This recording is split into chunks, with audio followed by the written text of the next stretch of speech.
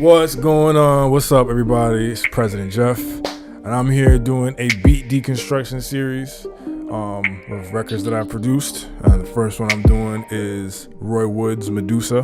It's off his debut album Say Less in 2017. It's the intro track, and we just gonna get right into it, man. We just gonna get right into it right here. Little known fact, the beat started off as a demo record that Roy and I had done in 2016, and I ended up sampling that demo record and then turning it into the Medusa beat. So this little section right here that you guys hear, in the very beginning of the beat, is actually me sampling ourselves. And so here is how it sounded originally. I don't know if you listen. Do you like what I'm making? A little star feeling cooler. Feel it pull up in a Uber. Right. So it's this demo record that we did in 2016 or 2015. I can't even remember. But so, I took this little section from that record that I produced, reversed it.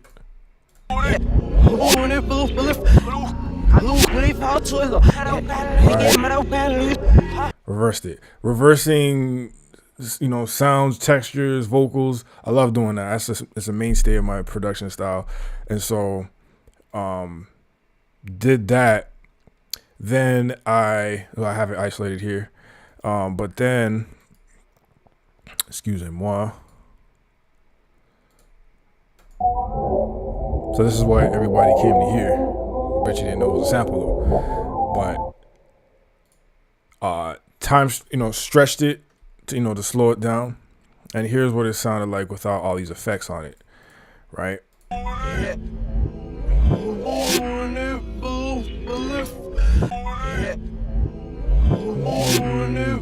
Right, chopped it up. I don't know how I think this way, but I was like, yeah, I can build something over this. I don't know why, but here we go. So then I began the process. So, a lot of these plugins are stock FL Studio plugins. So I first started with the Fruity Chorus. I threw that on there on the effects chain just to give it a bit more width. Then Fruity Convolver. It's a great reverb. And again, obviously, as you guys know,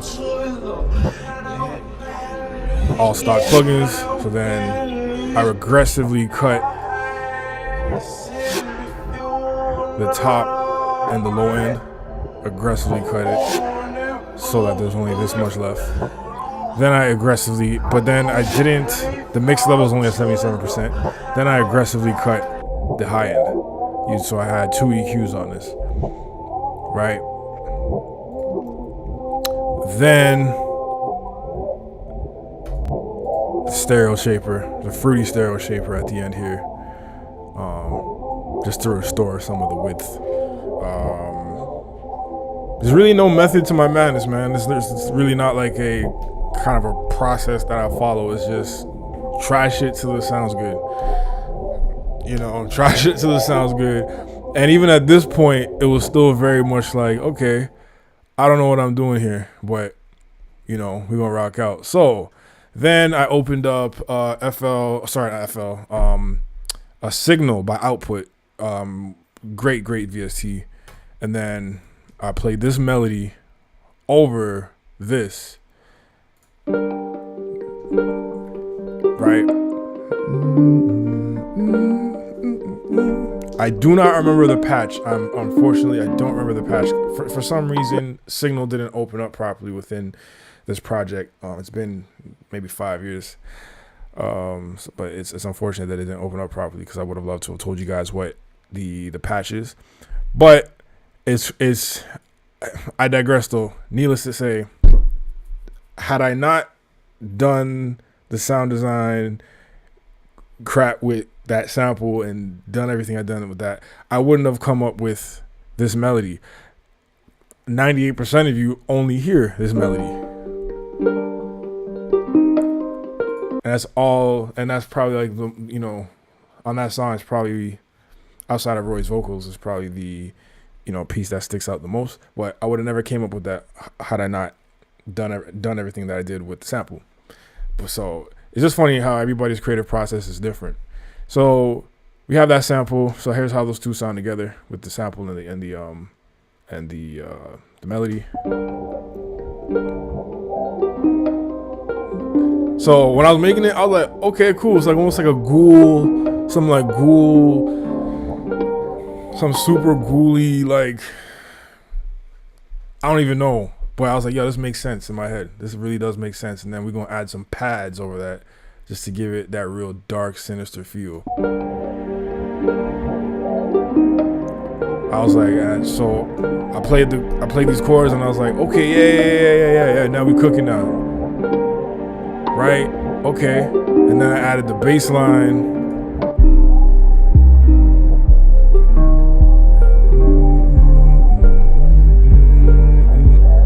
And then I added this piece right here.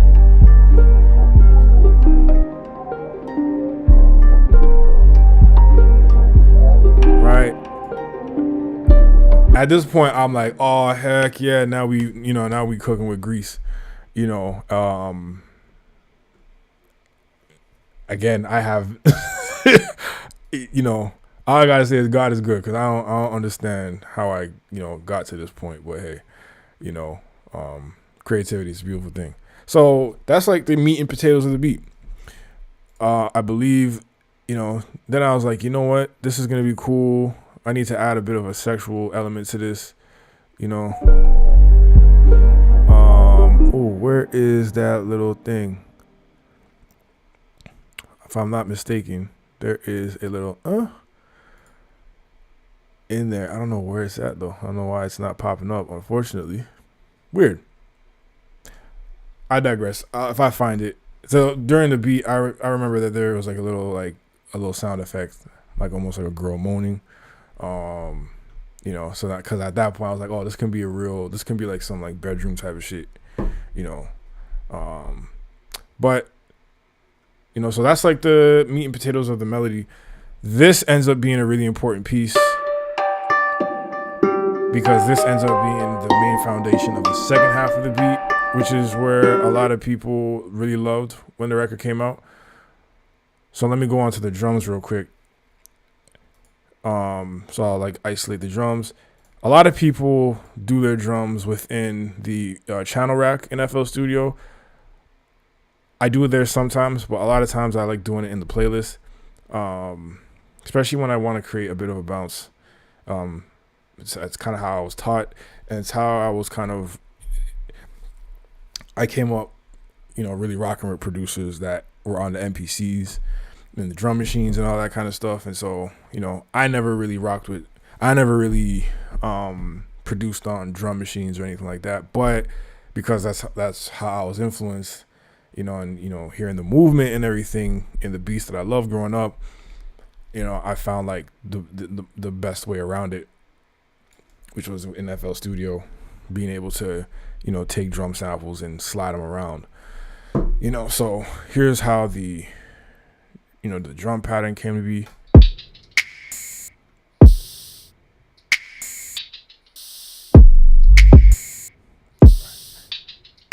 I'll even throw in the bass line in there too.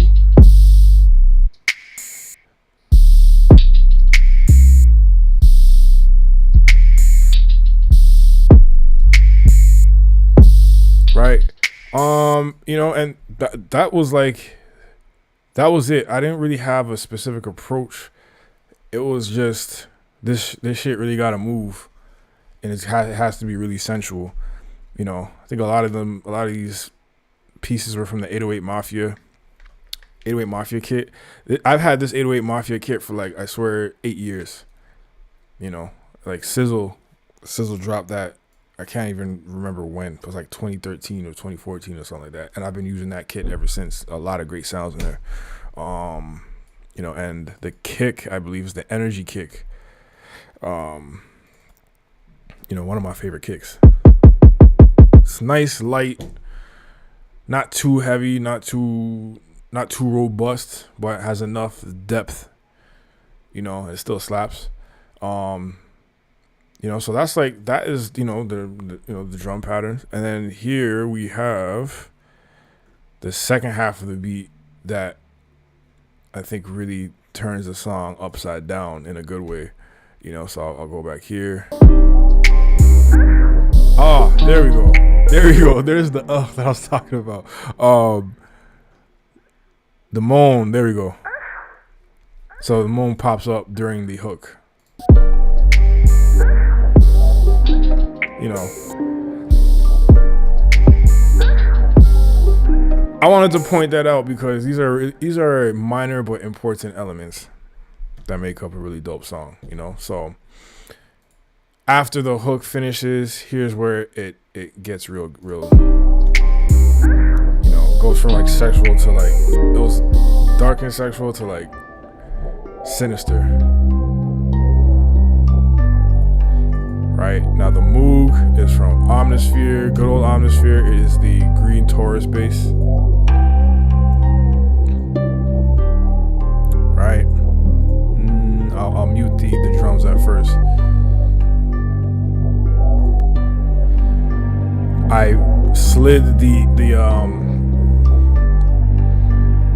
pads that I had during the earlier section of the beat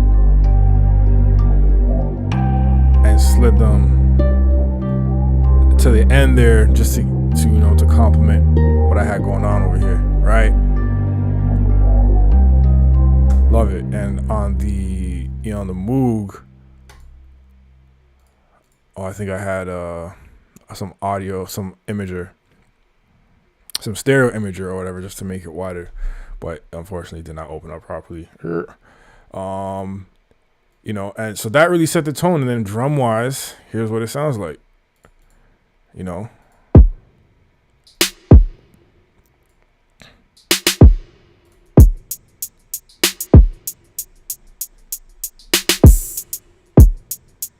Just kept it real simple.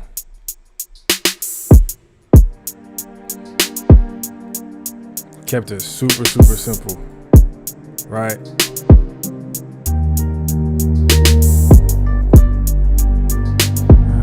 Yeah. And then we brought the moans back in, you know, and Trip 6 killed this section over here. Like, shawty got me feeling like I'm on one. Shawty got me feeling like I'm on one. Shawty got me feeling like I'm on one. Like, he killed that. Trip 6 killed that section.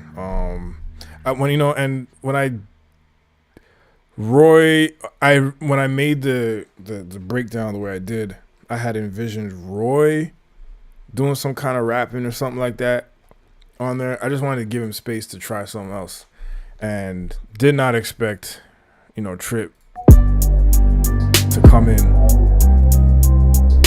and do what he did. You know, I'm sorry, I had the sample muted there, but that's really it, man. Like, that's really it in a nutshell. Like, that's like, you know, the meat and potatoes of this beat. It turned out amazing.